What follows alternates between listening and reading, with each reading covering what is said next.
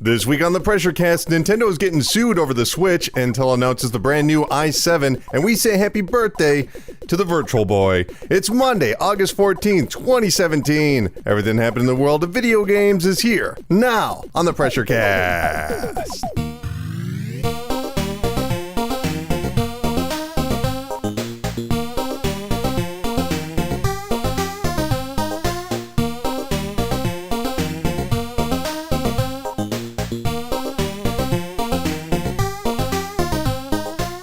Hey, Pressure Pals. Welcome to the 194th episode of the PRESSURECAST, the weekly video game news panic that posts every single Monday on iTunes, Stitcher, YouTube, TuneIn Radio, Google Play Music, and a bunch of other places. If you're looking for the audio or video version of this episode, check the description of this episode. You're going to find a bunch of links there, such as email addresses, phone numbers. That's where you can contact the show. Check out that episode description. It'll fill you in on the details. Man, what a week. We have a lot of news to get to. I keep assuming the news is going to slow down because it is summertime, but it is not. It is not slowing down. It is speeding up, if anything, which is crazy. And speaking of speeding up a little bit, I've been playing a lot of Lawbreakers over the past week. In case you don't know, that's the brand new first-person arena-style shooter, kind of a throwback to Quake. It's made by Cliff Bleszinski and his brand new team, Boss Key Studios.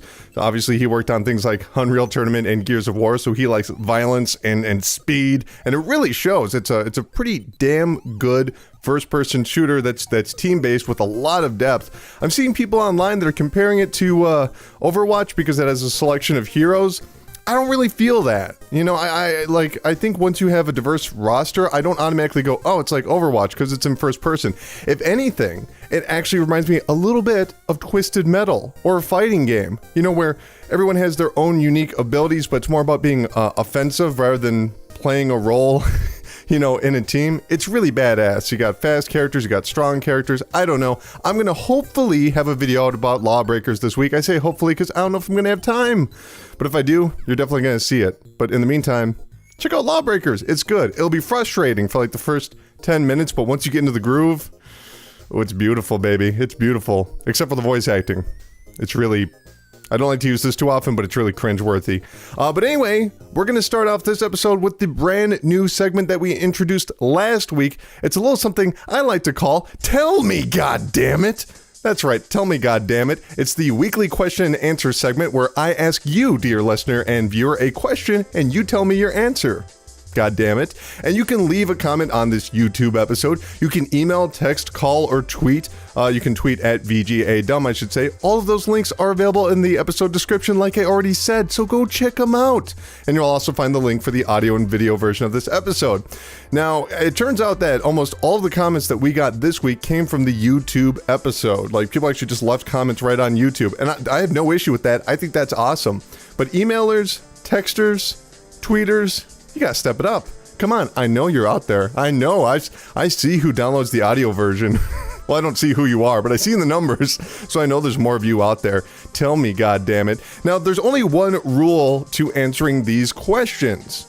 Now, they must be your deepest desire. It doesn't matter how unrealistic your answer may be, as long as it's what you really truly believe and want. And last week we were talking about the Crash Bandicoot Insane trilogy on the PlayStation 4. Obviously, 3 old games re-released on the PlayStation 4. They've been buffered up with some brand new graphics, and well, that's kind of a cool effect. You got the old gameplay, but you got brand new graphics. So I asked you, dear Pressure Pals, to tell me, goddammit, what game or franchise would you like to see get the exact same treatment as the Crash Bandicoot Insane trilogy? Now, I did highlight the PlayStation 1, Nintendo 64, and Saturn era, but I received answers from a bunch of different generations, and, well, nothing wrong with that. I kind of burped there for a second. Did you hear that? Probably not. Shouldn't have drawn attention to it. Let's move on. Sasuke27013 said, bring back Dino Crisis. That's what I would want. So, what's funny is I was like, oh yeah, Dino Crisis. I loved Dino Crisis back in the day, but I want to get a little bit of information on it. So I Googled it, and I actually typed in on Dion Crisis, D-I-O-N Crisis, instead of Dino Crisis, which turns out is a sequel to a early polygonal 3D shooter called Mercenary. It's really bizarre looking. It looks like Vaporwave. You should really check it out, but that is neither here nor there. If you've never played Dino Crisis, it was basically like the very first 3 Resident Evil games, fixed camera angles, most jump scares, and it was even worked on by Shinji Mikami, who was the mind behind the original Resident Evil, and most recently is working on The Evil Within. Yeah, I think I got that right. Except it had dinosaurs. It took place in like a Jurassic Park-like scenario. And yeah, I got to thinking about it. How badass would it be if they took the original Dino Crisis or Dino Crisis 2 or both of them and gave them the Resident Evil remake treatment, just like they did on the GameCube with brand new lighting and kind of changing the levels around a little bit. Obviously, you wouldn't want to do that with Dino Crisis 3. That's a game we just don't talk about. And if you don't know why, just Google it. Dinosaurs in space. Not as cool as it sounds. Anyway, TEG Hunt, he also had an answer. He told me, goddammit, he said he wanted Fantavision, Time Splitters, and Soul Calibur. Let me start off by saying, why hasn't there been an HD remaster of Time Splitters? It's no secret that that's what a lot of people want. It was one of the most beloved shooters of that generation. And what's really crazy here is that there have been rumors for years that Crytek is working on some sort of remake or trilogy collection, not to mention the fan project Time Splitters Rewind. But that hasn't progressed much either. So yes, where are the Time Splitters remasters? There's really no other game out there that's like Time Splitters. It has the speed of an arena shooter, like we were talking about before, but it's objective-based and also first-person like GoldenEye or Perfect Dark. It's badass. As for Soul Calibur, giving that game all new art assets, I am all for that. They still look good today. Like if you bust out the original Soul Calibur on a Dreamcast and you have the component cables, they had like a weird way to get HD out of a Dreamcast, and one of the only games I think that supports it is Soul Calibur, but either way, game still looks great. But back in the day, it was jaw-dropping, and I'd love to see it return to that form with some brand new art assets and maybe some brand new lighting effects, like the way that sparks would work if the swords were clashing. That would be awesome. And finally, Fantavision. That is a deep cut. I can't tell if you're joking or not. I hope you're not, because I loved Fantavision back in the day. It's a sort of light gun shooter, except you're using a controller and you're moving around and you're blowing up fireworks. It's super simple, and the fireworks are being blown up over a city. But back in the day, it looked really pretty just watching those fireworks explode over that polygonal city. Now imagine, dear listener and viewer, if you were to take that same concept, remake it today with a photorealistic city, like the best graphics possible, like the way that light reflects on the glass windows of those tall buildings. I'm talking 4K style graphics, and the fireworks, well, they would utilize HDR, super rich colors. That would be badass. So you know what, Fantavision as a tech demo, just like it was back in the day, brilliant HD Hunt. Wait, did I say your name right? I don't know, but your name was Hunt. I'm sorry. Anyway, let's move over to Joe. He wants a Resident Evil style remake, except for part 2 and part 3, which is close to my heart. But also he says, quote, I know this will never happen, but I want it, goddammit. I want Final Fantasy IX. I know that everyone loves Final Fantasy VII, but I adore the systems and progressions featured in 9. Part of the reason I want this one in particular is Square Enix is really trying to take the franchise in a different direction with, let's be honest, mixed results, and 9 is one of the most classic feeling Final Fantasy games out there in terms of setting, character, and tone, especially when compared to the other 2 main series games released on the PlayStation 1. Just give me the same gameplay and everything else in the original game with updated graphics, and if they feel ambitious, voice acting. I don't know about that after what happened with 15, though I'd be fine if it was still all in text. He also chimed in and said that he would like to see Chrono Cross, which we'll be talking about later in the show, which I give a big hell yeah to. I love Chrono Cross. Not a great sequel to Chrono Trigger, but a great game on its own. Truly a great game on its own. But funny enough, Chrono Cross and Final Fantasy IX, even though we might never get HD remasters, even though I think that's a brilliant idea, they are 2 of the best games you can use on PlayStation 1 emulation. There are emulation filters that make the games almost look cel-shaded. It is gorgeous. I don't really remember where you could find that. I think you have to Google like a PS1 mod, if I'm not mistaken. But fantastic answer, Joe. Let's go over to Pixel Hans. He said, my answer might be somewhat cliche, but I want a Panzer Dragoon Saga remake. It's way too expensive nowadays. He's not kidding. It's around $400 to like $700. And since Sega lost the source code, I believe an HD remaster would not be possible. Amen to that. I like Pixel Hans, I like that you're saying like, hey, this is a cliche answer, as if everyone else out there is just like dying for another Panzer Dragoon Saga, but it's a very small number of people like me, you, and maybe like 20 other people around the world. But you're right, Panzer Dragoon Saga absolutely deserves another chance. It's been on the shelf for 16 years, the entire franchise, 16 years.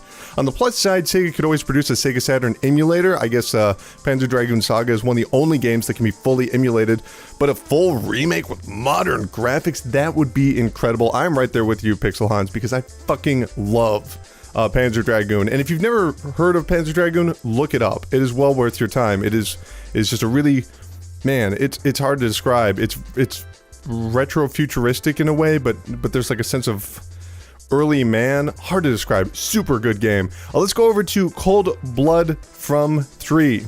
Did I get your name right? I hope I did. But he says, Spyro hands down. I mean, come on, it's only right. But I would also like to see Jet Set Radio because I'd never owned the first Xbox, and for what I've seen, it's a 10 out of 10. Wow, you're right. But I'm gonna jump on that Activision thing first. I'm not Activision. I'm gonna jump on that Spyro thing first because Activision just made the Crash Bandicoot Insane Trilogy. They have to be working on the Spyro collection. Like you said, it's only right. It only makes sense. Spyro is one of the most beloved franchises, at least the early entries are, and I'd be shocked if they didn't do that. And if I can say, and this might be controversial, I would say that the original Spyros hold up way better than the original Crash Bandicoot games. Like Insomniac Games, yes, that's who made Insomniac Games, the people that are working on Spider-Man right now, they knocked it out of the park with Spyro. Like the way it controls, the way the hover movement works, it's all beautiful. It's awesome. Although I'm sure they would have to work out some sort of deal where they could release it on other platforms, which is what's rumored to be happening with, the Crash Bandicoot Insane Trilogy. But you also mentioned you also mentioned Jet Set Radio Future, and I mean, honestly, come on, Sega. You re-released most of your Dreamcast catalog. I said most of your Dreamcast catalog, but you've never re-released Jet Set Radio Future? That's a worse crime than graffiti. Damn You Salazar also answered. He said, my dream would be more like a remix of Tetrasphere 64, and in my purely hypothetical fantasy, the game would be co-developed by the team that were once Bizarre Creations, and Sega's United Game Artists, or whatever became of Q Entertainment, fused together, Bizarre Creations aesthetic, mastering of neon lighting and particle effects, and complementing it with I don't know this guy's name, Tetsuya Mizuguchi's love for synesthetic audio and visual design. Is that the guy who did Rez?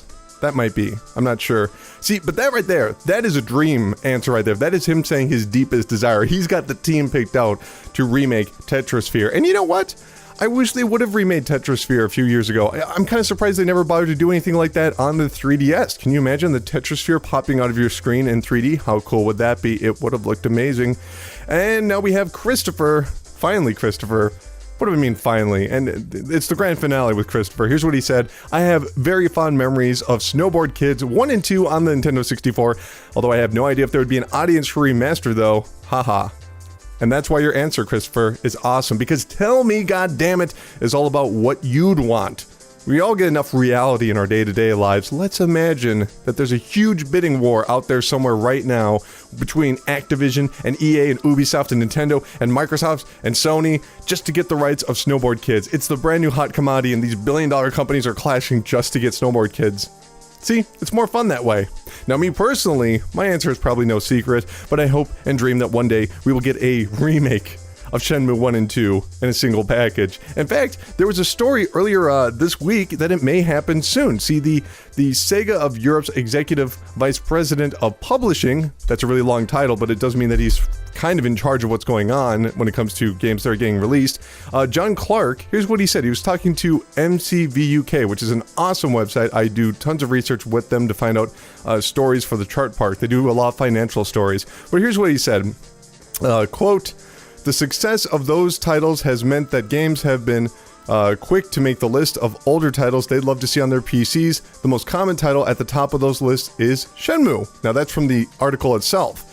Clark was then preceded by having a statement where he said, quote, it's something we'd love to make happen, something we are trying to make happen. I think we want it to happen as much as anybody out there. Yes, it's a serious task, and it's not a task that we're not working on, if that makes any sense.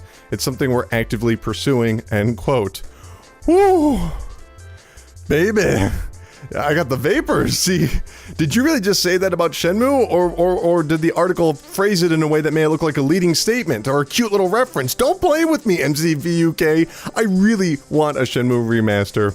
But anyway, like I just mentioned before, I've been playing a lot of Lawbreakers as of late, and it's crazy to see another major AAA arena-style shooter. Not to mention the new Quake that's going to be coming out in just a few months. Hopefully a few months. That'll be on PC when it releases. And it got me thinking about genres. See, I was looking at all these lists, all of these answers from you very nice listeners and viewers. And over the years, we see types of games spike in popularity before vanishing away, rarely to be seen again. For example, remember like 15 years ago, skateboarding games and extreme sports games, those were all the rage. Or even back in the 80s, Pac-Man clones, those were all the rage. And then they disappear, and we don't have any more of those. And that's kind of sad if you think about it. So, dear listener, dear viewer, tell me, goddammit, what's a genre or a style of game you'd like to see be the next big thing? Now, we're not talking about one game here. I want to make that very clear. We're not talking about one game. We're talking about a whole wave of similar titles where everybody's jumping on board trying to make the best version of whatever genre you prefer. We're talking about a bunch of different publishers. We're talking about a bunch of different developers. Now, as we always say for Tell Me Goddammit, we're not playing in reality here. I want to hear your deepest desire. It doesn't matter what it is. Even if you're like, I want to see, Naughty Dog make a found object game, like a Russian found object game. Go for it! You get to decide what's going to be the most popular genre for the next 3 years. What's going to be the next big thing? And I'll read your responses next week, unless nobody answers, and then we'll get rid of the segment. But hopefully you will. So tell me, goddammit! And you can check the description below to find ways to contact me or leave a message on the YouTube video. Sound fun? Good. I do want to thank everyone that wrote in and emailed. Well, I guess it was only YouTube comments, but I encourage everyone to email and do all those sorts of things. But thank you, everyone, for answering. It's a great way to kick off this segment. I'm just really happy with the results because your answers are things I never would have thought of, which is super exciting. And whenever I think about classic games, there's always one that springs to mind. Did you hear that? I think I heard something. Beep, beep. Oh, that's right. It's the Hype Train. Feel the PR vibrations as we barrel towards video game satisfaction station on the Hype Train. This is the part of the show where we talk about all those upcoming video games and events to get you hyped up to spend all your money and become a video game guru. And we are going to start off the Hype Train by talking about sports games. Yes, really. I'm as surprised as you are. As you probably know, Electronic Arts' NBA Live franchise has fallen on hard times over the past 2 generations, with years-long gaps occurring often. In fact, they didn't even release a basketball game last year.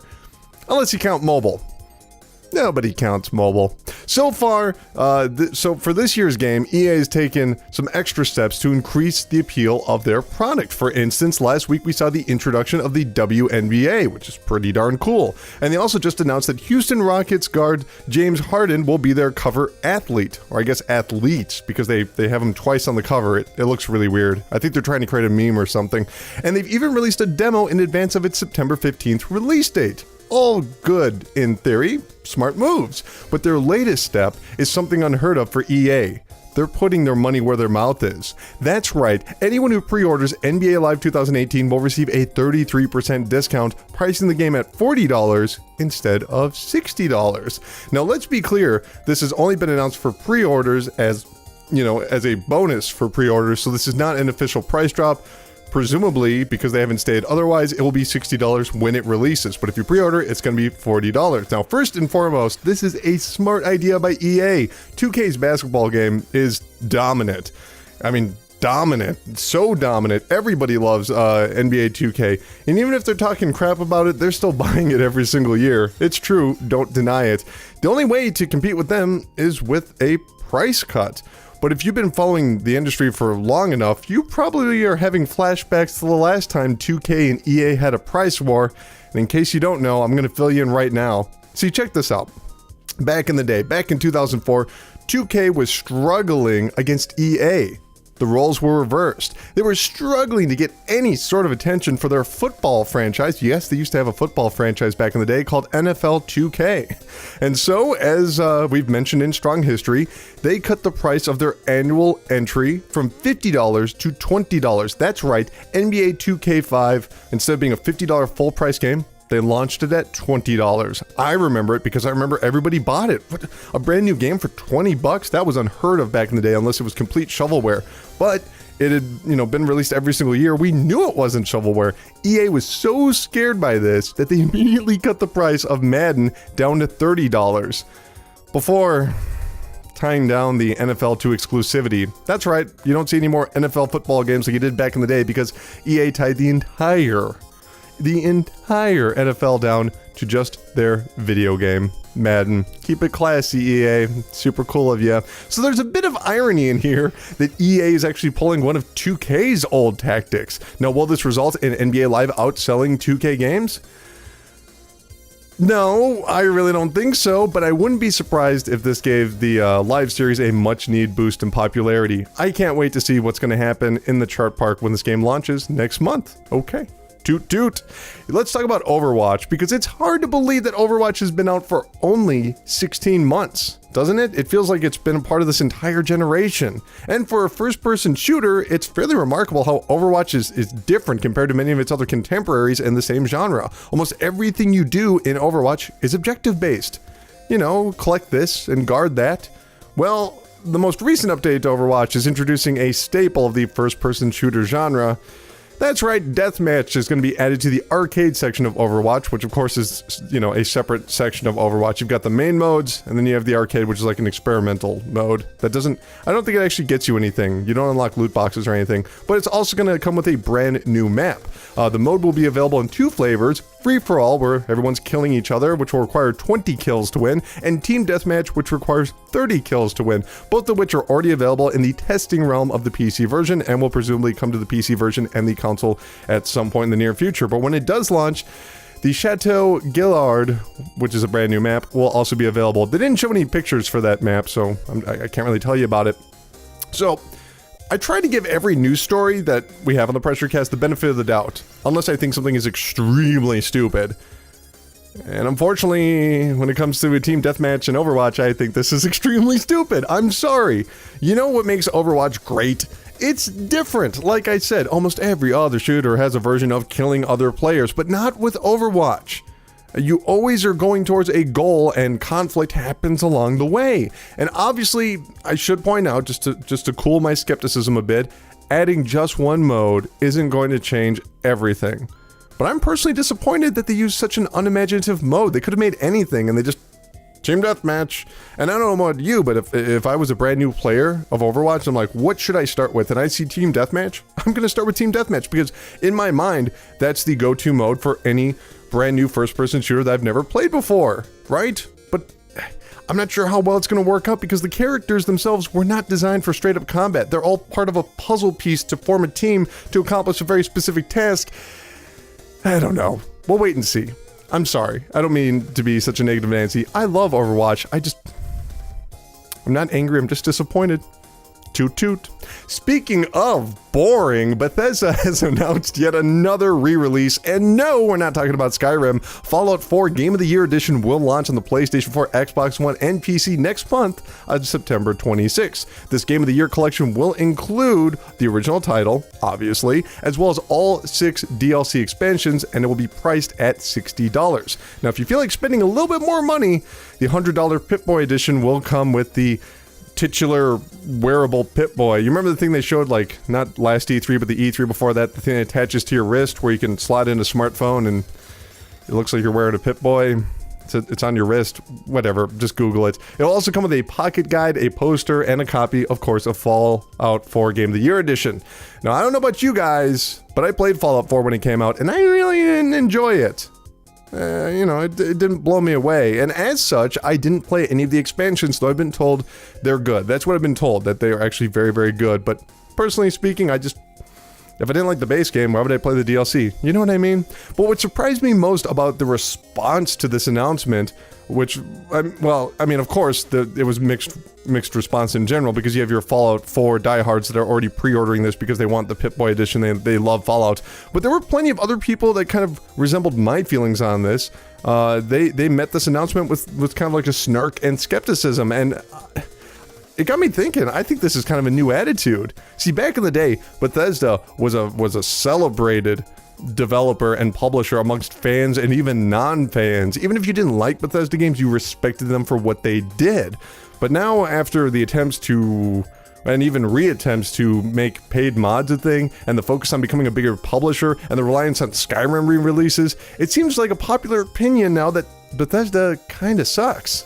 And that's a bummer. It also doesn't help that they're not working on the brand new Elder Scrolls game. Everyone keeps waiting for the next Elder Scrolls game, and then someone from Bethesda is like, oh, that's not in development yet. And in the meantime, all the people that want that game are moving over to CD Projekt Red and just playing The Witcher 3, which is another game that I don't like all that much, but it doesn't matter because other people do. Whatever. Let me know if you plan on picking up Fallout 4 Game of the Year edition. At the very least, it's a good deal. I'll say that much. The package altogether, that's value.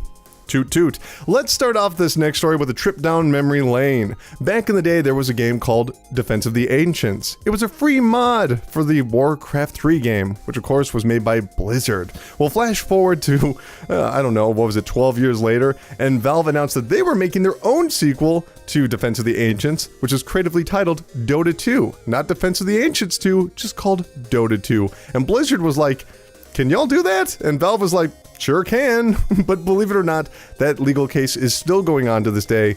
I forget who is suing Valve at the moment for the rights of Dota, but it's not Blizzard anymore. But anyway, Blizzard went on to launch their own MOBA, which is called Heroes of the Storm, and that's doing okay. Just okay. It's doing okay though. It's doing okay. But Blizzard is making a killing, off of other projects in the meantime. Maybe Heroes of the Storm didn't blow up, but they have other projects they've been working on, like Hearthstone, a card game, which resulted in a bunch of imitators out there like Gwent and the Elder Scrolls card game, but they still couldn't crack into that mobile market. Which brings us to our latest story. During the International Dota 2 competition, Valve announced they're going to be making Artifact, the Dota card game. Now, no platforms were revealed, but it has a 2018 release date.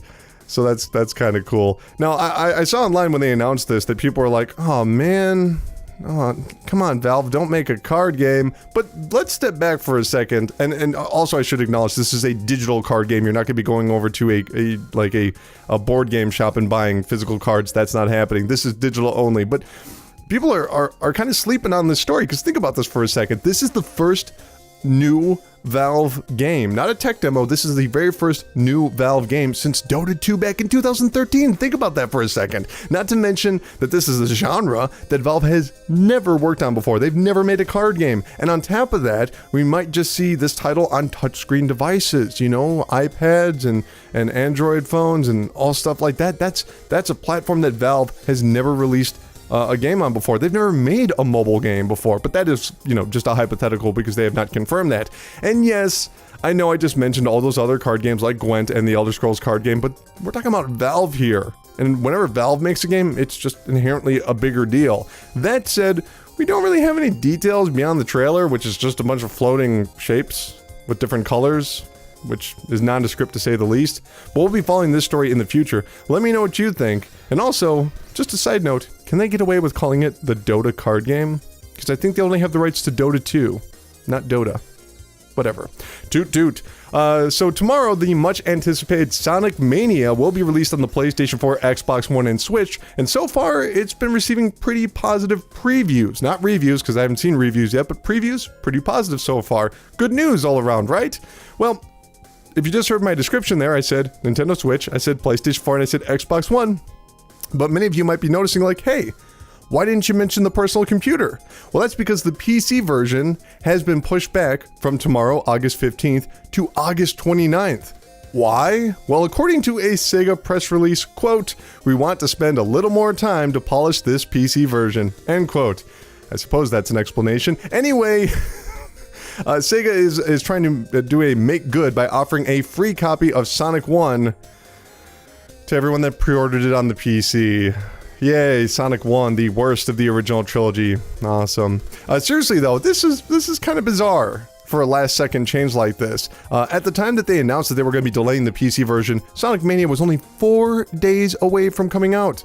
How crazy is that? And while it's always nice to see a developer push back a game, because, you know, like Miyamoto says, you know, a delayed game is late, but a bad game is a bad game forever, so who cares? But think about this for a second. This isn't, at least for me, it's not encouraging much confidence. I mean, we're talking about a 2D Sonic game that reuses some old stages, and yes, I know it's more than that, but still, we're talking about, you know, something that I would say is far from a truly complicated development project. I mean, for something like a AAA studio like Sega, right? So calling a timeout, like a 2-week long timeout, 4 days before the game is supposed to be released? I don't know, PC users, you might want to take back that pre-order, unless you really want a copy of Sonic 1. It's up to you. Toot toot. Let's go on to the next story. We were talking about the re-releases earlier, and you know what? We have a story about a re-release right here. That's right, the cult classic Dreamcast game Rez has been ported to the PC. Now, this is the brand new version of Rez, known as Rez Infinite, which includes Oculus and Vive VR support, as well as a brand new stage, which the stage is actually really, really long, so it's almost like a sub-sequel to Rez. And obviously this was on the PlayStation 4 last fall and had VR support, and that's pretty much the whole story right there. I actually played Rez when it was released last year. It was pretty cool. Nothing as mind-blowing as when I played the game the first time, but still, it was pretty cool. And that's basically my recommendation right here. If you've never played Rez, if you're like, what are you talking about? Go out and get yourself a copy of Rez. It's an awesome game. But unless you're a super fan or you haven't played it before, I'd say skip this one. It's more of the same. Even in VR, it's awesome, but I don't know. Rez isn't that replayable for me. It's like a one and done, like Journey. Remember Journey on the PlayStation 3 and PlayStation 4? That's kind of what it is for me. I don't know. Maybe you're different. Toot toot. Well, here's a story that's close to my heart. Hello Games has released their latest update to last year's controversial space exploration game, No Man's Sky. Version 1.3, or as it's titled, Atlas Rises, includes a sizable amount of new content, including a 30-hour story mode and additional side missions, adding more structure to the gameplay. Plus, when you're looking over the galaxy map, you're actually able to see the economy and danger level of each galaxy, as well as more types of plants, creatures, planets, crash sites, and a new terrain editing gun, allowing players to freely craft landscapes by just shooting a gun. It looks really crazy. You got to see the trailer for this. Spaceship travel has also been improved, allowing for low flight exploration so you can kind of hover on the ground with your spaceship and blast stuff, and new space battles are also introduced, not to mention a slew of visual enhancements, and finally, so everyone can stop complaining about this, there is co-op. Kinda. So you can meet up with 16 other players that appear as glowing orbs. They don't look like people, they're just glowing orbs. And you can't really interact with them, but you can at least use voice chat and hang out in the same location if you want to do that. Now, of course, this news was met with a slew of negative comments and pessimistic viewpoints, but there were a surprising amount of responses, and that was nice to see, especially after all the muck that's been thrown at Hello Games and No Man's Sky over the past 12 months. However, they were usually coupled by this statement that said, they should have pushed the game back and released it like this. This is how the game should have launched. And I understand that to a certain degree. It's undeniably an improvement. But I'm not sold that that would have been the right decision. I'm not sold that that would have made the reception any better. I mean, think about it for a second. Another E3, another trailer, another year of hype. Which, you know, that's... I think it would have been just as destructive whenever it came out. It doesn't matter. And I feel bad about that. And honestly, I'm one of those people that doesn't believe that Hello Games misled consumers because they always announced there would be post-release content. Like, everything was not there, but it's clearly showing up, and it's not like they just immediately... I don't know, I don't buy into the fact that they conned anybody out of their money. And had this come out, as it is, this year, after that year, I still think people would have complained for the exact same reason, because there was this assumption that No Man's Sky was going to be some sort of action MMO, which, if you paid attention to the trailers, it was never going to be that. If you paid attention to the interviews, it was never going to be that. I mean, watch the trailers, that's basically what the game is. I mean, is it as pretty? No, but if we're going to be as petty about something like graphics, then come on. But I did get a chance to check out this Atlas Rising update, and I'll say it is just more of the same. It is No Man's Sky, just like it was a year ago, but I enjoyed it. I like hovering around in my spaceship and blasting giant blocks to mine for resources. and it's awesome. And if you're on a PlayStation 4 Pro, I do recommend that you bump your resolution down to 1080p because it performs at a rock solid 60 frames per second. The game is gorgeous. But yeah, if you hated No Man's Sky, this ain't gonna change your mood. It ain't. But I still like it. So if you still liked it, you have to check this out. Toot toot. Speaking of games that should be played, that's a bad transition, but Capcom has announced the PC re-release of Dragon's Dogma Dark Arisen is going to be coming to the PlayStation 4 and Xbox One this October. The open world fantasy game, originally released in 2012 before receiving an enhanced version in 2013. Easy for me to say. That's really the whole story right there, and yes, I do recommend that you play Dragon's Dogma. It's an awesome fantasy game. If you want something that's like The Witcher but has, I would say, better combat, and you want to be able to explore around, it almost, it kind of reminds me of Kingdoms of Amalur, The Witcher, and The Elder Scrolls, but just like a little bit more Japanese and weird. And I don't mean to use that like in a derogatory sense. I think even in the context of Japanese games, it's pretty weird. There's a lot of unique features, especially the surf mechanic. And I don't mean surfing. I mean that you have like some dude that you're like, hey, go get me stuff, and he goes and gets you stuff. It's awesome. It's really cool. But this got me thinking, what the hell is going on with Dragon's Dogma Online? They released it 2.5 years ago in Japan, and apparently it was successful when it launched. I'm not sure how it's doing right now, but it never came to the West. And I know some might assume this is like Dragon Quest X, where it's like, no, it's just, this is only for Japan, it's not for America. But the thing is, Dragon Quest X, that would have been a lot of work, and there's already a track record that shows that that amount of work would not have been worth it to port it to America. It's very different to port a linear single-player title than porting an MMO, and just, there's not that audience here for Dragon Quest, so I understand why they didn't port that.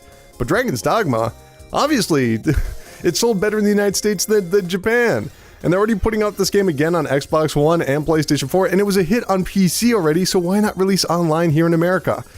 I don't know. Whatever. Let's move on. Toot toot. In more port news, Team Meat announced on Twitter last week that their 2010 title Super Meat Boy will be coming to the Switch in the near future. No release date was given, but they did tweet a picture of Super Meat Boy on the Switch.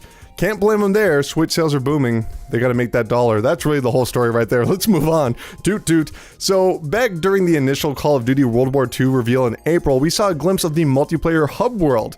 Now, in an article from Game Informer, we've learned exactly what this is. It's known as Headquarters Mode. Now, this supports up to 48 players in the same environment, and they'll be able to engage in multiple activities, such as activating a 1 versus 1 match. So you boot up the game, you appear on this beach, and you see another player, and you're like, you there. Let's have a 1 versus 1, and then you bounce out to your own lobby. You can also meet up with your teams, you can activate quests, you can play soccer, I guess. They didn't show any of the soccer, but they mentioned soccer's in there. And you can even engage in event-only hubs. So like maybe there'll be an aerial strike and you'll all have to work together to defeat something, which is kind of amazing if you think about it. However, the strangest announcement so far regards loot boxes. Not only will users be able to open their loot boxes to gain cosmetic items, but other players can witness other players opening their loot boxes, and by watching other players open their loot boxes, they have the potential to unlock rewards themselves by watching them open the loot boxes, whatever. Call of Duty World War II will be launching on the Xbox One, PlayStation 4, and PC on November 3rd, and I'm looking forward to it. But have we really come to this? Virtual unboxing videos? Before we get to that, let's talk about this headquarters mode for a second, because it sounds badass. It reminds me of Phantasy Star Online. You're surrounded by other players. The moment you boot up the game, you go online, you can just see other people hanging out. That is damn cool. I always like that. It just adds something. Makes you realize how big online video games are. It's beautiful. It's way more impressive than just seeing a bunch of names in a lobby. Now, that being said, this whole loot box scenario, it's pretty brilliant.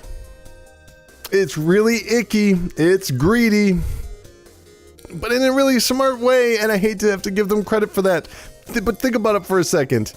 If you're that desperate for loot that you're willing to watch someone else unboxing, that's going to incentivize you to eventually be like, oh, man, I should just get a loot box myself. You're watching an advertisement for in-game items. You're actually teaching the players how valuable the loot boxes are, right?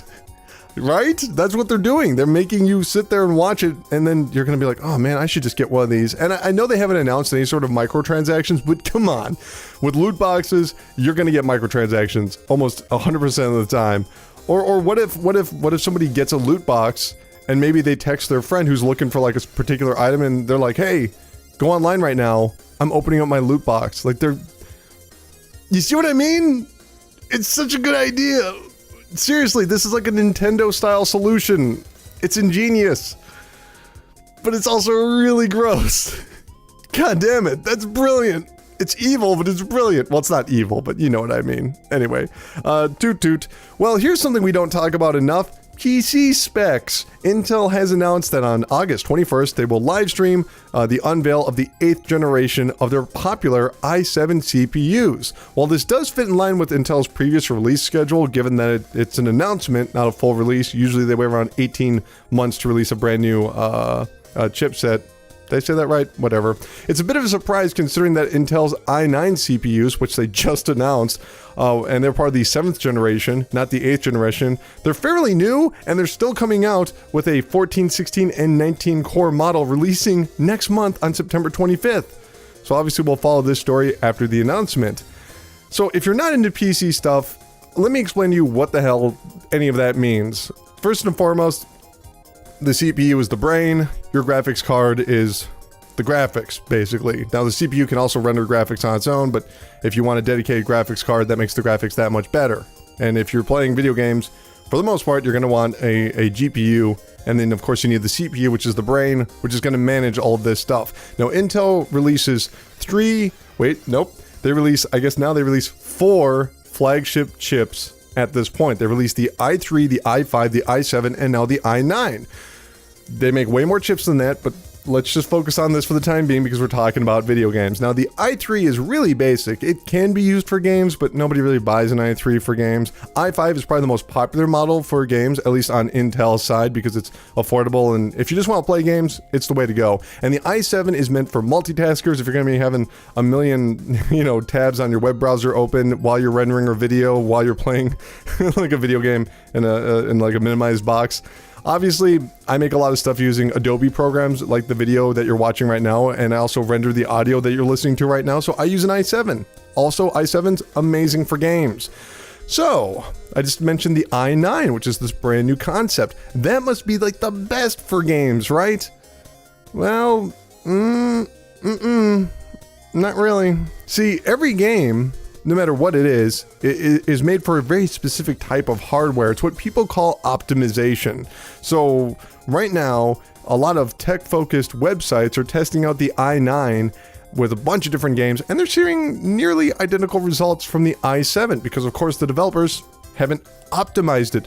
Big deal, right? Developers will work harder, and they're going to make the i9 a priority eventually, and then the i9 is going to be the best CPU for video games, bar none.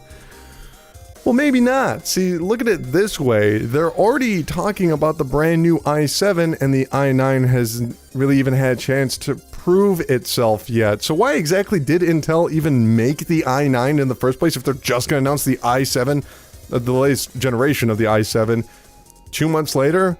Well, some are speculating that this had something to do with AMD, which are AMD. They're not very big when it comes to CPUs. They mostly work on GPUs, but over the past year, they've made some huge strides and gained a lot of ground with some really, really fast and affordable CPUs.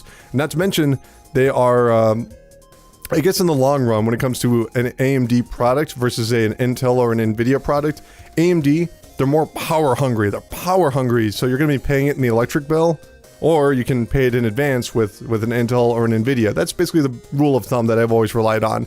And since Intel owns the CPU market, seeing AMD growing in this area, they don't like that. They really don't like that. But that's a dangerous game that Intel is playing right now.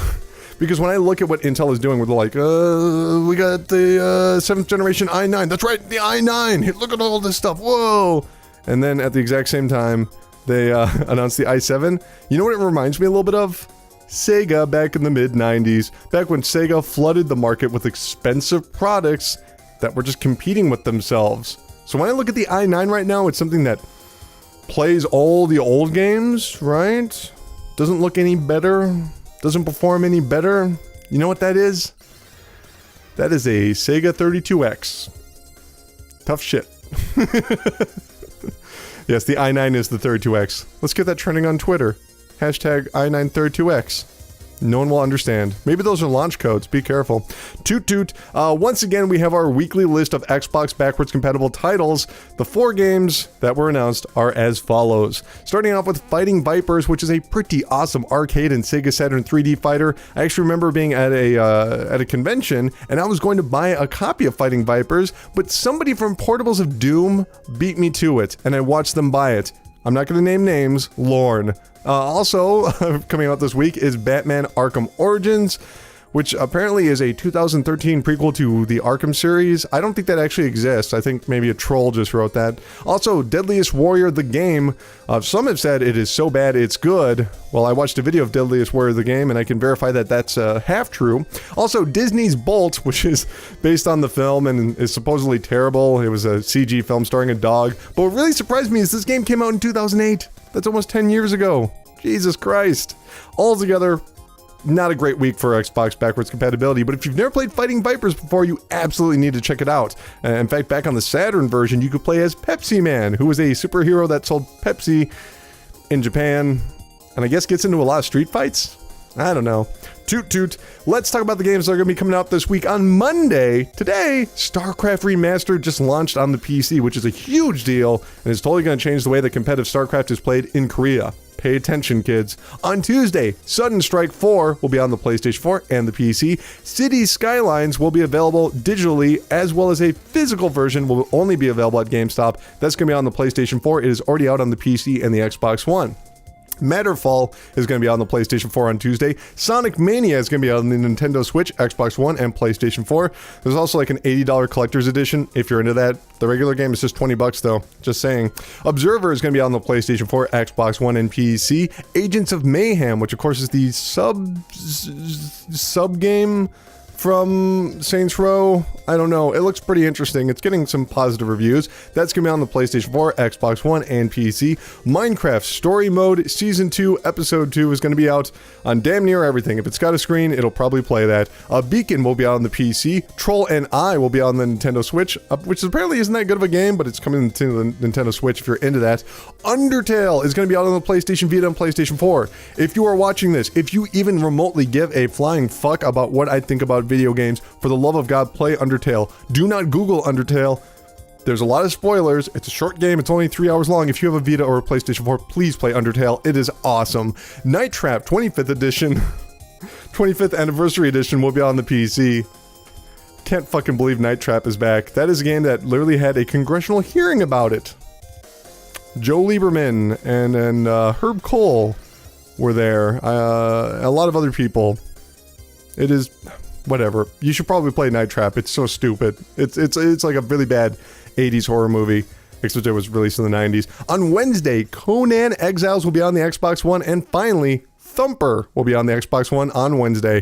Boop, boop. That's gonna do it for the Hype Train. Thank you, Hype Train. Thank you so much. What a nice train. Dude, what a lovely, lovely train. Anyway, before we go any further, there were some things I wanted to do at the beginning of the show that I totally forgot to do. First of all, please share this episode. Please like this episode. Please get the word out. I want more listeners. I really, really do. I do as much as I can. I'm turning to you, dear viewer, you loyal listeners. I appreciate and love that you guys stick around for the show, but please share it. We need more people. We really do, to rationalize this for much longer. Also, fuck Nazis. I definitely wanted to say at the beginning of the show, totally forgot. Fuck Nazis. If you know what that means, great. If you don't, Google it. It's educational. This weekend was educational.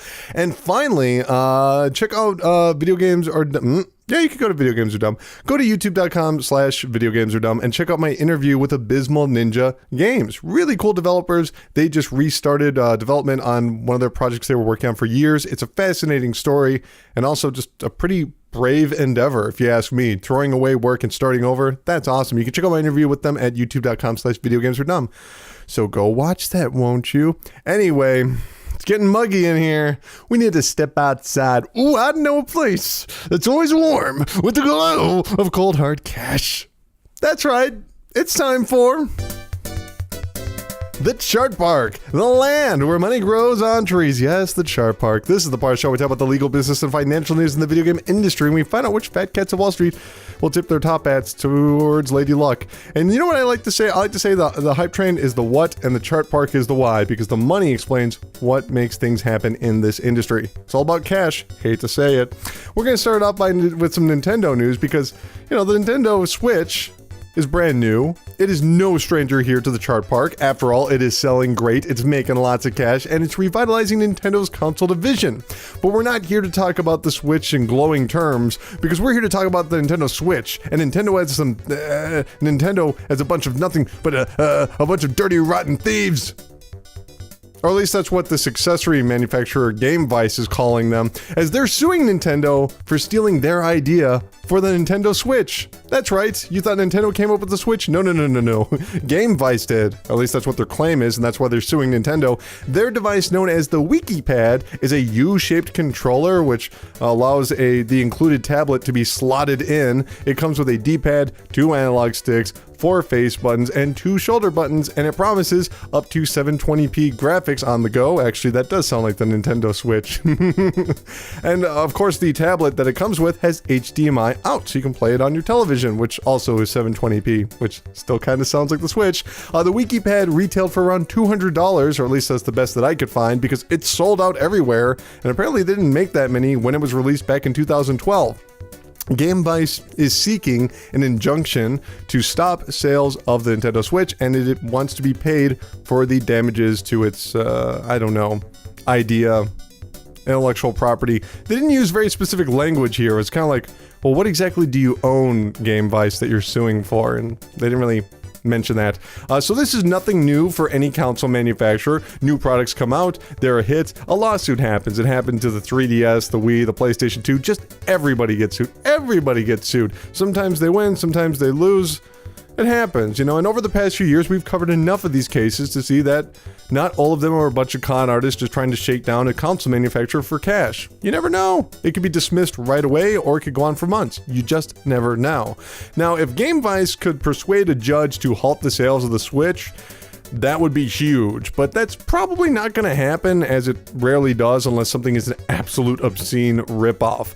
Now, I've seen some people make comparisons to those phone controllers that you can attach to your cell phones. You know, they sell them at a lot of things like Verizon and T-Mobile stores, and they're saying, well, what the heck? What makes this any different from you know, the Gizmodo, not the Gizmodo, the whatever they call it, those controllers for your phones.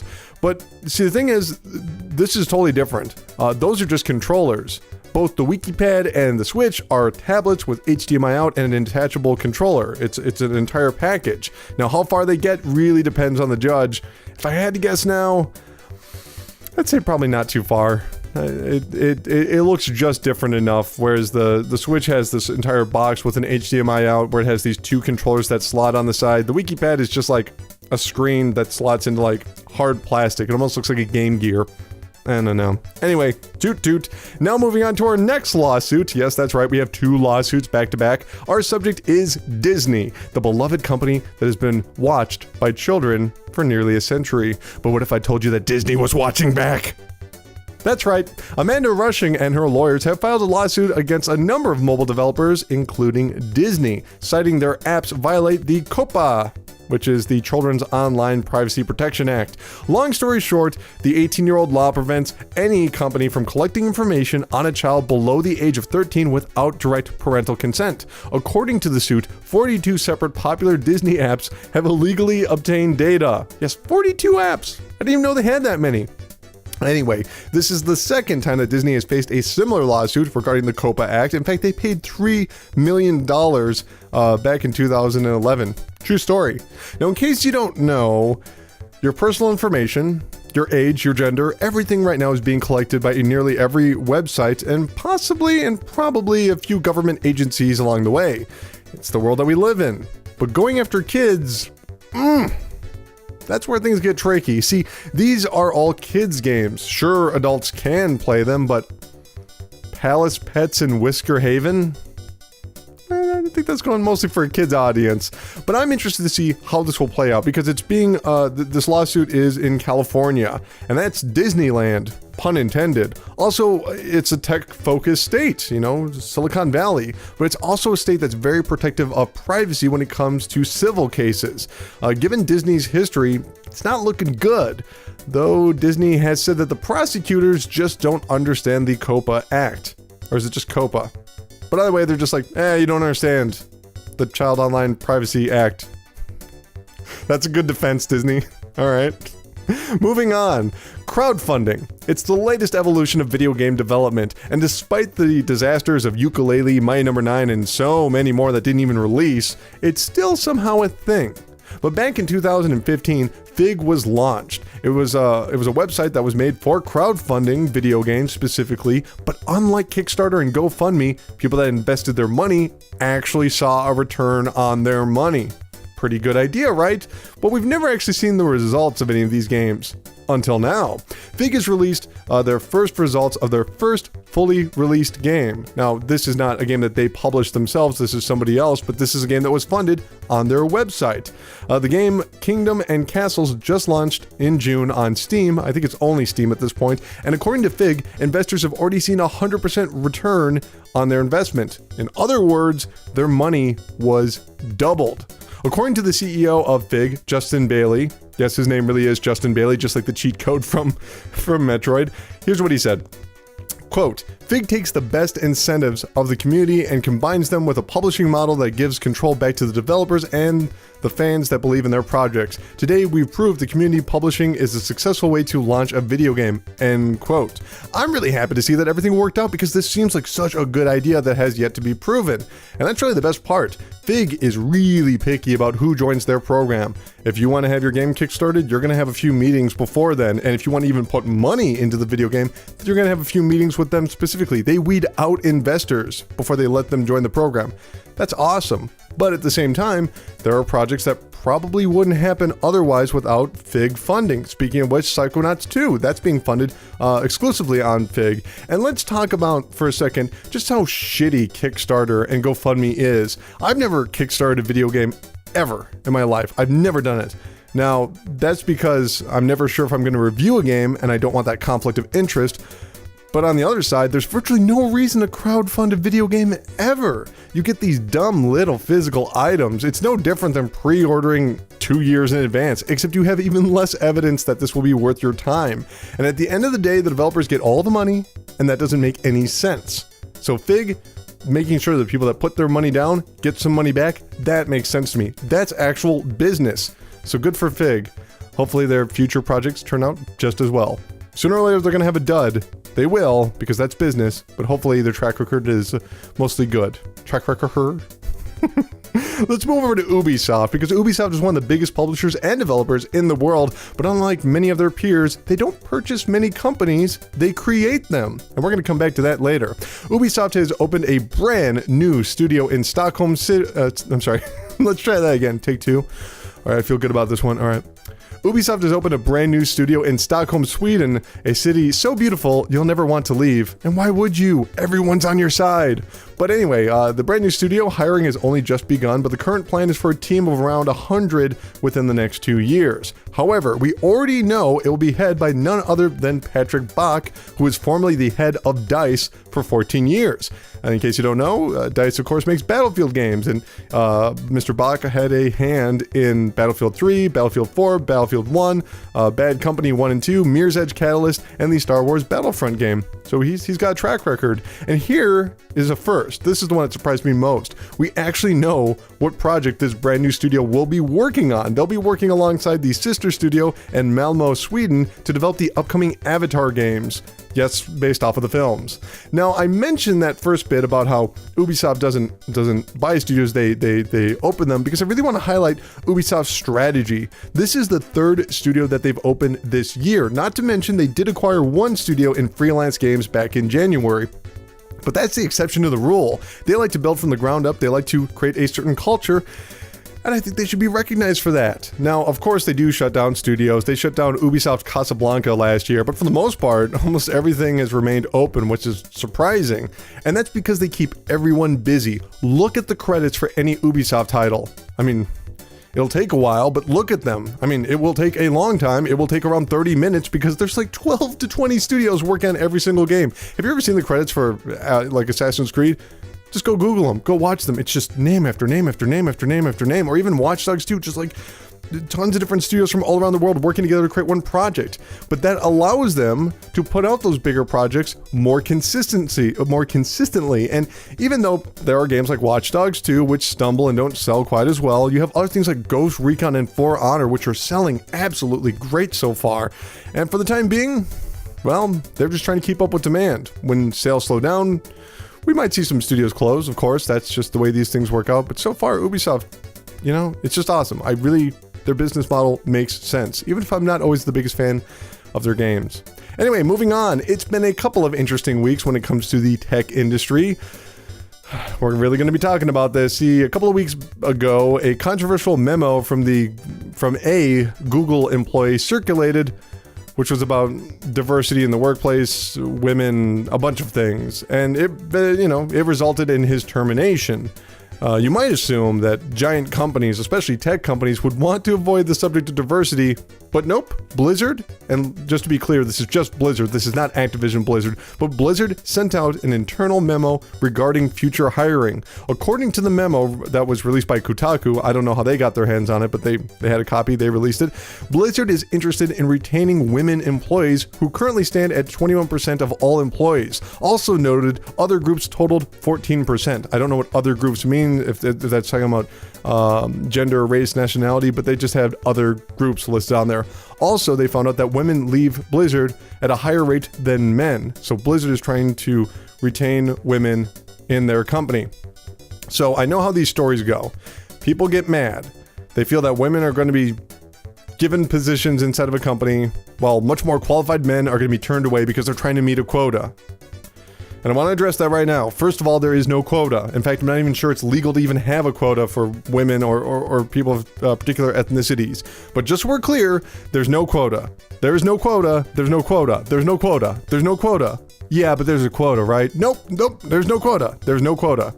I want to just nail that down. Let's nail it down. No quota. There's no quota. Gonna say that again. No quota. Good. What Blizzard is doing is they're expanding their circle. They're taking a look at where they're hiring from and where they don't hire from, and they're trying to receive more applications. That's all. They're going to get more applications from areas that they previously were not looking, and the job will go to whoever they think is best suited for the job. Nothing wrong with that. If they happen to hire a woman, they are going to attempt to retain that employee, and that's all, because they're leaving at a faster rate. So if they're trying to bump that up, that's equality. Think about it, kids. And let's stop for a moment and look at what makes Blizzard Blizzard. Look at Overwatch. Look at all the different races, genders, nationalities, sexualities that are represented in that game. If you ask me, it makes the game better. It makes the world in Overwatch feel bigger right from the get-go. But one of the things that we've always heard from people that are way, way, way smarter than me is that the problem with diversity initiatives is that they bring in people of color, queer people, and more women, which is great. That's a great idea in theory, but the workplace stays largely the same. In other words, you can't just change the workforce and then keep the company the same. You have to actually accommodate new employees. You have to inquire how they are, what they can do to make this a better workplace, and you also need to redevelop. You actually have to change the way that your company functions. And if you're still mad after all of that, just chill out. It's good news, I promise. No one is going to be pushing out the white males from jobs. That's just not going to happen. That will not happen. Relax. Y'all good. It's going to be okay. Cool. Anyway, let's move on. Here's a fun, light story. Spotify has come to the Xbox One. The music streaming service was made available on the PlayStation 4 back in 2015, which made it one of the most requested features on the Xbox One. Microsoft's Larry Herb, also known as Major Nelson, promoted this announcement by releasing his own Spotify playlist, which sucks. So lame, Larry Herb. Jesus Christ. Do you even listen to music? Like, seriously, whatever. But anyway, it's funny. I was thinking about this. I saw this news story. I love music. I love Spotify. I use Spotify every single day, and I play video games almost every single day. And I've never used Spotify while I've played video games before. Never. I just don't. Because I think like, I don't know why. I don't. I used to a long time ago. I used to listen to music while I played video games. And I mean a long time ago. In fact, the last time I really remember that, I was playing Beatles Adventure Racing on the Nintendo 64 and I was listening to Sugar Ray, which was, of course, their sophomore effort, 1459. A really good album. I still stand behind that. Anyway, so once I worked out my script for Lawbreakers, because I like to write things before I have other influences influencing me. So I wrote down my script for Lawbreakers. I went back in and played some more with Spotify on, and I gotta say, it's awesome. I highly recommend it. Spotify is a paid service though, so you need to actually pay for it to listen to all of that music. But if you're interested in, you want to know what kind of hipster bullshit I'm listening to, follow me on Twitter at Dr. Crychop. That's at Dr. Crychop. I'm always posting links, and I like my music. Anyway, here's a happy story. Remember the Metroid 2 remake AM2R? Well, in case you don't, a dude named Milton Gusti? I'll go with Gusti. Gusti? Well, anyway, he spent years making a new and improved version of the Game Boy game Metroid 2. It was released, it was awesome, and then of course, like all fan projects, Nintendo shut it the hell down. But hey, you can still find it if you know where you're looking. Know what I'm saying? Alright, great. But now Mr. Gusti, he's announced that he's going to be joining the production of Ori and the Will of the Wisps, which of course is the sequel to the 2015 Metroidvania, Ori and the Blind Forest. And that's the way it should be right there. How good of a story is that? How nice of a story is that? Because back in the day, this used to be the norm. Fan games would get people jobs within the industry. It would get them a little bit of notoriety. In fact, did you know that some MIT students made a arcade mod for the game Pac-Man and called it Crazy Otto? Apparently it was a vast improvement to Pac-Man, but they couldn't legally sell it, so they brought it to Midway. Midway bought it and turned it into Miss Pac-Man. How cool is that? So congratulations for getting a job after making the excellent AMR2, or AM2R, whatever you call it. Congratulations. And lastly, speaking of Pac-Man, there's a reason I brought up that Pac-Man story. A total of 6 people were arrested in Santa Clara, California, charged with 14 offenses of felony counterfeit. So what exactly does this have to do with video games? Well, they were selling counterfeit arcade cabinets, including Pac-Man. They made quite a bit of cash doing that as well. When they were arrested, it was found the prosecutors seized over $1.2 million, which apparently was on the premises, as well as a 2015 BMW and 2012 Mercedes-Benz. And all of this is from selling $1,500 arcade cabinets over the course of 3 years. They were making bank. So how exactly was this discovered? Well, no one knows just yet because they haven't gone to court, obviously. But it probably doesn't help that Bandai Namco has its United States headquarters in Santa Clara. Yeah, they're in the exact same city. Oops. Probably somebody walked in and was like, where'd you get this? You know? Anyway, let's go on to the charts. We're going to be taking a look at the top 10 best-selling games over in the UK for the past week. Number 10 was Tom Clancy's Rainbow Six Siege. Number 9 was FIFA 17. Number 8 was Miitopia. Number 7 was Battlefield 1. Number 6 was Splatoon 2, which is a huge slide off for Splatoon 2. It was in second place for the past 2 weeks. Now it's down to 6th place. Number 5 was Dishonored 2. Great game. Number 4 was Doom. Great game. Number 3 was Fallout 4. Number 2 was Grand Theft Auto 5, because of course it is. And number 1 is Crash Bandicoot Insane Trilogy, which is just making a killing on the charts. Now, Crash officially has the most number ones for consecutive weeks. No, most number ones for total weeks in the UK charts, because it has 5 number ones for any PlayStation 4 exclusive. Although it's been 3 weeks in a row. So there's a fun little tidbit. Crash Bandicoot Insane Trilogy is doing really well for the PlayStation 4 over in the UK. But let's go over to Japan to find out what the 10 best-selling games of the week over there. Number 10 was ARMS on the Nintendo Switch. Number 9 was Hey Pikmin on the 3DS. Number 8 was The Great Attorney 1 and 2 Limited Edition on the 3DS, which is kind of disappointing because that's a brand new game and it was only on the 8th spot. Number 7 was Layton's Mystery Journey, Catalina and the Millionaire's Conspiracy at number 7. Number 6 was Mario Kart 8 Deluxe on the Nintendo Switch. Number 5 was Crash Bandicoot Insane Trilogy on the PlayStation 4. Number 4 was The Great Ace Attorney 2 on the 3DS. Number 3 was Splatoon 2 on the Nintendo Switch. And number 2 was Dragon Quest XI Echoes of the Elusive Age on the PlayStation 4. Number 1 was Dragon Quest XI, very different game, Echoes of the Elusive Age on the 3DS. So altogether, right now, they have sold about 2.5 million copies in just 2 weeks. Which for Japan is fucking bonkers. That is fucking bonkers. I cannot stress how well that game is selling over there. It's crazy. It's going to be the best-selling game in Japan of the year. Guaranteed. Guaranteed. I can't imagine something else is going to beat it. Crazy, crazy, crazy. But what were the best-selling consoles over in Japan? Well, let's find out.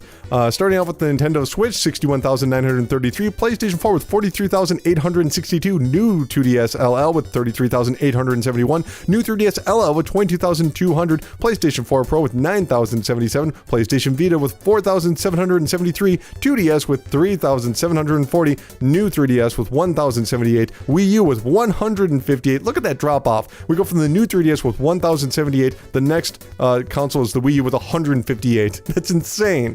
Followed by the PlayStation 3 with 96.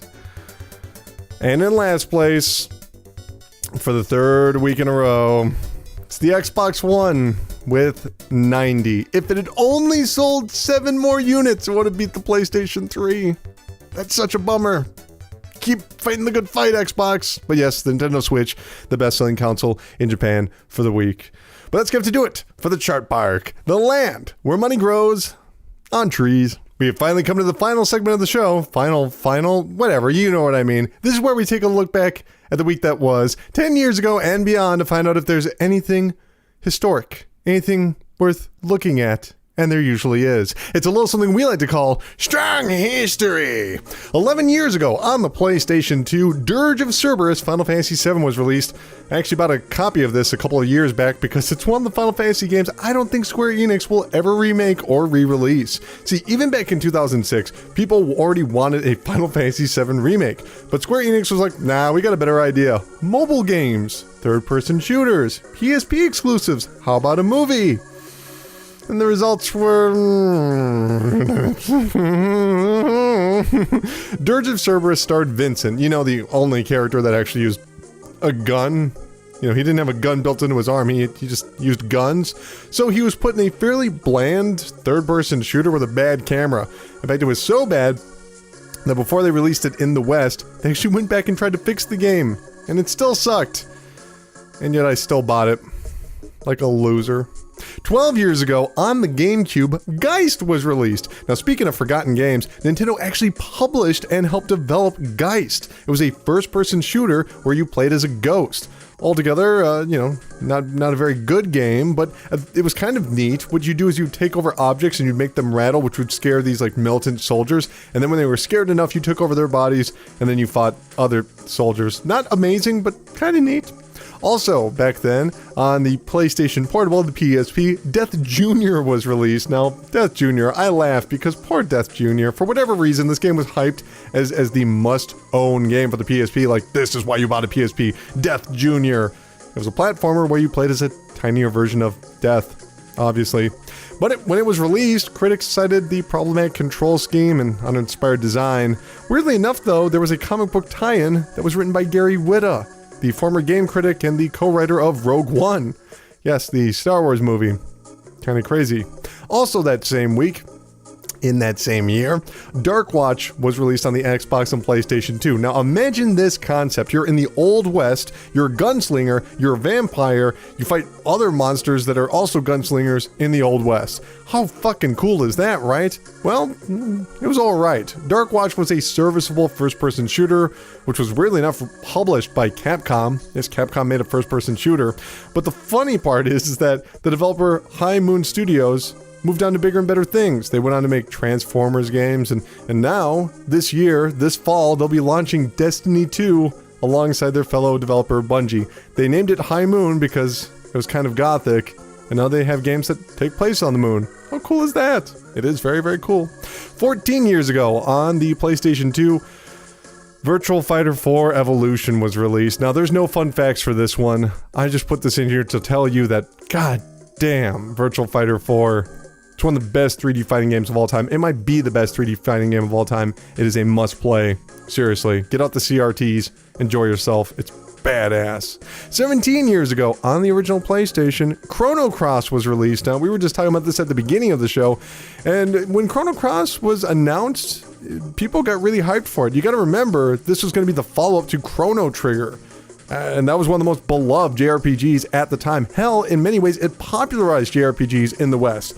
But little did they know that, what's this guy's name?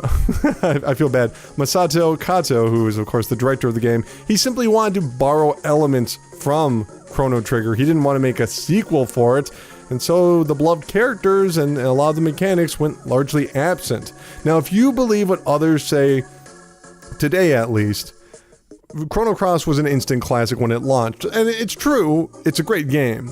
But I was there when it came out, and almost everyone I knew stopped playing Chrono Cross after the first day. They sat down, tried to play the game, went, this is nothing like Chrono Trigger, and then they walked away, which was really, really sad, because Chrono Cross was remarkably deep in terms of characters and stories and mechanics. Frankly, there's no other 3D RPG out there like it. And that's a shame. That's a real shame. And think about this for a second. If people really loved Chrono Cross that much, wouldn't they have made some sort of a sequel over the past 17 years? I mean, it's Squaresoft after all. They're not shy about making sequels. Just saying.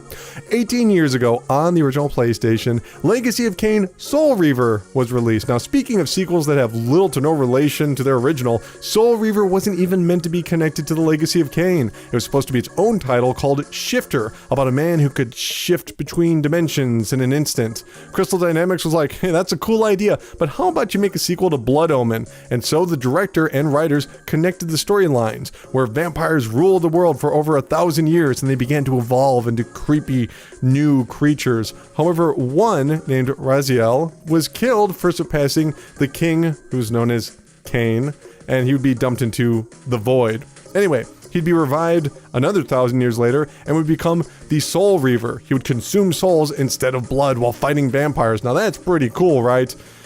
Well, too bad, because development went a bit crazy, and so they had to cut out a bunch of their story, including the ending that just sort of happened. But even then, it was a brilliant game.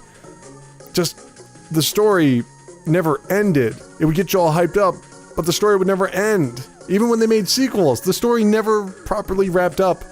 But that's okay, because the director, and the writer, and basically the creator of Soul Reaver, Amy Hennig, well, she did alright for herself. She ended up at Naughty Dog and became the creative force behind the Uncharted series. So, not bad. Cool little tidbit. Also, that same week, Jammer Lammy was launched on the PlayStation.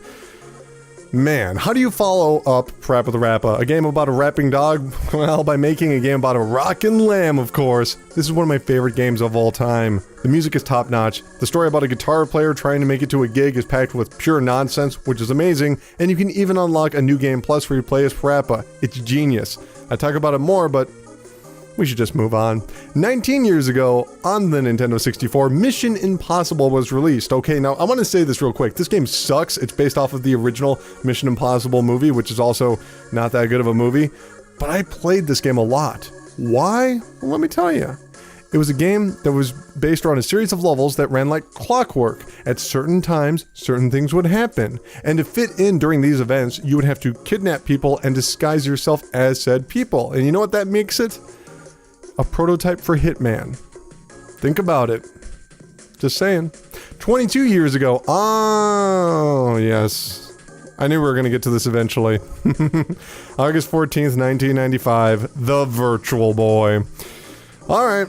This story gets played up a bunch, so let's just run through it. Gunpei Yokoi. You never heard that name? Well, you should. He's one of the all-time greatest people in video games of all time. All-time genius. Can't stress it enough. Gunpei Yokoi is a genius. He made the fucking Game Boy. Come on. Come on. He had been with Nintendo before they even got into video games. He was making toys for them. He was a genius. An absolute genius. Well, he was working on the Virtual Boy, which at this point, even to this day, I'm still not convinced was really supposed to be released. And then the Nintendo 64, it gets delayed from 1995 to 1996, and Nintendo's like, well, we need something for this holiday season. Gunpei Yokoi, release the Virtual Boy. And he's like, no wait, I don't think you should do this. And he was right. It wasn't great. First of all, it wasn't a portable system. It was a weird pair of goggles that came with a stand. And I don't know, a controller, a pretty good controller, but everything else was just bizarre about it. And no matter how hard you tried, you just couldn't sit comfortably and play the Virtual Boy. It just wasn't possible. And if by some miracle you were comfortable when you were sitting down, your eyes would be strained by the black and red graphics. The games themselves were fine. They were nothing all that memorable. They were good. There were some good games on the Virtual Boy, but the method to play them is just awful. By the way, we're going to close out this episode by playing some music from the Virtual Boy, a game called Jack Bros, which is the most rare game in the United States. Awesome soundtrack. Anyway, it failed to sell less than 800,000 units. I keep getting hair right in my eye. I don't know what's going on. What is this? I got like a strand of... Sorry. Anyway... I can't get it. I give up. Anyway, it failed to sell less than 800,000 units. Nintendo ditched it, and Yokoi was given, who I want to mention once again is a fucking genius. Yokoi was given a window seat, which basically means Nintendo wouldn't fire him because he's too well known, but they also wouldn't let him do anything. So he's just trapped there, and in Japanese business, you don't leave a company after that long. So, I would talk about what happened afterwards, but we'll save that for a future episode of Strong History. So fuck the Virtual Boy, even though I think it's kind of cool. It fucked over Gunpei Yokoi, who was a genius and deserved better. And goddamn Nintendo. Anyway, 24 years ago, Eternal Champions was launched on the Sega Genesis. Now, this is not a good fighting game, but I love it. The story was about the greatest fighters of all time, and I mean of all time, brought together to fight in a tournament, and if they won, they could be reborn. How cool is that? You had cyborgs fighting wizards in the Vietnam War. If that doesn't deserve a reboot, I don't know what does. 26 years ago, F-Zero, Gradius 3, Pilot Wings, SimCity, Super Mario World, and of course, the Super Nintendo were launched. That's right. It's been 26 years. Also, 28 years ago this week, Alex Kidd, Altered Beast, and the Sega Genesis were launched in North America 28 years ago. So in the same week, just different years, the SNES and the Genesis were released, which is weird. I find it hard to believe it was launched in August. That seems like something for a holiday season, but I guess not. They were both launched in August. You know, the thing about Strong History is that we like to cover the more obscure games. I don't really like to go out of my way to cover things that everyone's already talked about. But if I could say one thing about the Super Nintendo and the Sega Genesis rivalry is that it really...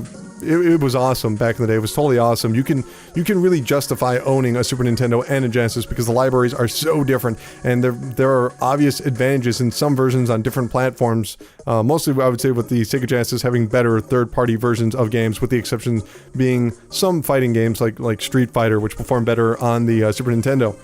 But one thing I always want to say, and I really want to get this across, is that people say, oh, these Super Nintendo games, they hold up so much better than the Genesis games.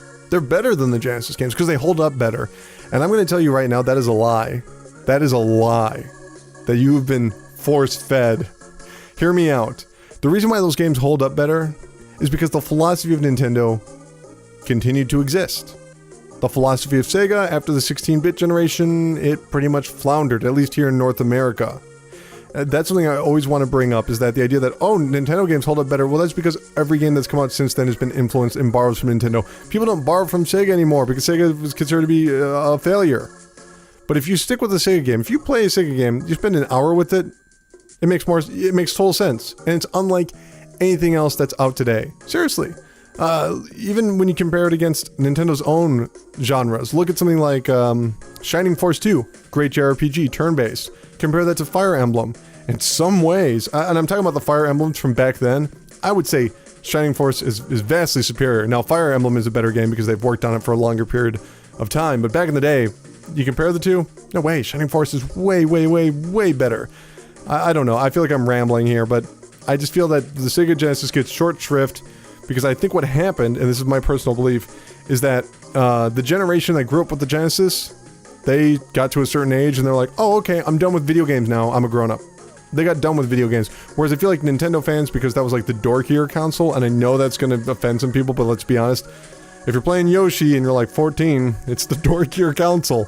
I think what happened is that a lot of those people stuck with video games, whereas other people bounced out. So I don't feel like when you look at the games press, when you look at media, people that write about video games, it's mostly Super Nintendo people because they stuck with it. I wish more Genesis players had stuck with video games, because I feel like there would still be an appetite for Genesis style games. That's me on my soapbox, but and I'm not calling out Nintendo. Clearly they did something right. I'm not calling out any of those journalists out there. They're clearly doing good work if that's the narrative that people continue to believe. But me personally, it was a lot closer than people like to think. Super Nintendo, great console. Genesis, great console. Neck and neck. On any given day, Genesis might be better than Super Nintendo. That's controversial to say now, and it's ridiculous. So many good games. So many good games. Whatever. I'm going to stop rambling. If you listen to this show long enough, you'll know that I like to call out specific Genesis games because they were great. They were awesome. Anyway, 30 years ago on the NES in Japan, Air Fortress was released. This is one of my all-time favorite shooters. It's a shooter and a platformer. You fly into a base and it's a shooter, and then you land inside the base and it's like a platformer, and then you blow up the base and it turns into a shooter while everything's exploding. It is badass. Air Fortress, go play that game. It's super good. 32 years ago, Game Studio Incorporated was founded in Japan. And the only reason I put this in here is because there's a company called Game Studio that's a game studio. That is the most generic name for a game studio ever. I feel like I'm repeating myself, but really, it's called Game Studio and it's a game studio. Either way, it was formed by Masanobu Ito. He apparently was a designer that left Namco in the early 80s. So what exactly did Game Studio make? Well, just a bunch of weird shit. For instance, they made a sequel to Mappy called Hopping Mappy, where it was just Mappy on a pogo stick. I don't know what that's about. And their final game, which was released in 1999, was Columns GB Tezuka Osamu Characters, which was a puzzle game. Columns, same old Columns, on the Game Boy Color, except the cover of it had a picture of Astro Boy. Whatever. So Game Studio Incorporated, happy birthday, even though you're dead. And that's gonna have to do it for Strong History. Good show. Good show. I really believe that thing about Genesis, though. Go back and play some Genesis games. And I feel like a lot of people play Genesis games on shitty emulators. That's another problem. Because people don't spend as much time working on the Genesis stuff. Still don't have a Sega Saturn emulator. Still don't really have a really, really good Dreamcast emulator. We have an okay Dreamcast emulator, but it requires a lot of power. Just whatever. Sega's awesome. Was awesome. Today, they're pretty good. I like Yakuza. Other things, Anyway. But now it's time to close up the show. We're playing some music from Jack Bros. I hope you're enjoying that. What's going to be coming up this week? Well, hopefully I'm going to have something out regarding Lawbreakers. Hopefully that'll be out soon. And then I'm going to be following that up with a thing on Sonic Mania. If not this week, then next week. Tons of stuff coming up. We're about to hit the fall season. There's going to be a lot of video games out, and I am going to cover as many games as possible. And I hope you'll be there with me. Please go to iTunes, give this 5 stars and a written review. Please go to YouTube, share the video, throw it on the Twitter, throw it on the Facebook, throw it on the Reddit, throw it wherever you like. I want more viewers. God damn it. Oh, speaking of God damn it, make sure to answer the question for Tell Me God damn it. But yes, this is the end of the episode. Everything must end, just like Game Studio Incorporated. So sad. So sad. But the Pressure Cast will never close, because it's not a game studio. And also, the Pressure Cast is forever. That's a lame ending, but I'll see you guys.